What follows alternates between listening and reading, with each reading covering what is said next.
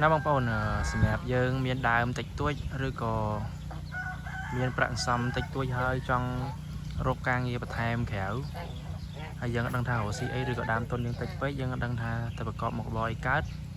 អញ្ចឹងខ្ញុំនាំអារម្មណ៍បងប្អូនមកចាប់អារម្មណ៍ទៅលើរបរចិញ្ចឹមកង្ងានេះបងប្អូនភាសាការចិញ្ចឹមកង្ងាវាជាការងារមួយដែលល្អមែនតើដោយសារវាអត់សូវចំណាយពេលច្រើនហ្នឹងបងប្អូនបើសិនជាយើងមានតពាំងមានវាលស្មៅអញ្ចេះណាជាយើងប្រឡែងវាចោលអញ្ចឹងទៅវាស៊ីស្មៅនឹងលេងទឹកតពាំងនឹងដល់ខ្លួនឯងបងប្អូនយើងអត់សូវមើលថែដូចមន់ដូចទាទេហើយមួយទៀតវាឈ្នះនឹងជំងឺវាមិនសូវឈឺអានេះងាយឈឺហ្នឹងបងប្អូនខែភ្លៀងខែក្តៅមិនក៏ដោយក៏វាធន់ជំងឺដែរហើយមួយទៀតនោះគឺវាមានទីផ្សារដែរបងប្អូនឥឡូវឃើញថាសន្ទុះនៃការចិញ្ចឹមក៏ដូចជាការចូលចិត្តឃើញមានច្រើនហើយអ្នកចិញ្ចឹមលើគាត់ចាប់ដើមចិញ្ចឹមច្រើនណាស់បងប្អូនអញ្ចឹងចំពោះរបរចិញ្ចឹមកង្ងានេះគឺល្អបងប្អូនដោយសារយើង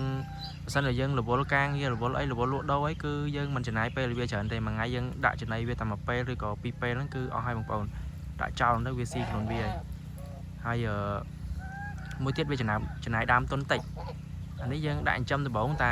2 3ក្បាលក៏បានដែរបងប្អូនអញ្ចឹងយើងមានត្រឹមតា20-30 ម៉ឺនដែលយើងសន្សំបានឬក៏យើងមានដើមទុនតិចហ្នឹងយើងអាចដាក់បានហើយយើងសន្សំវាម្ដងមួយក្បាលពីរក្បាលម្ដងមួយក្បាលពីរក្បាលហ្នឹងវានឹងកើនតាមហ្នឹងអញ្ចឹងណាបងប្អូនអានេះវាបើយើងនិយាយទៅវាបច្ចុប្បន្នបើសិនជាវាឲ្យវាមានហ្មងសម្រាប់ចិញ្ចឹមកង្ងានក៏យើងចាប់ដើមភ្លាមៗក៏វាមិនទាន់ថាមានការដឹងបងប្អូនតែគ្រាន់តែវាជាមុខរបរដូចខ្ញុំនិយាយវាជាមុខរបរបន្ថែមអញ្ចឹងហើយតែថ្ងៃក្រោយទៅបើយើងសន្សំបានច្រើនក៏យើងអាចមានឱកាសបានផលចំណេញពីវាច្រើនដែរបងប្អូន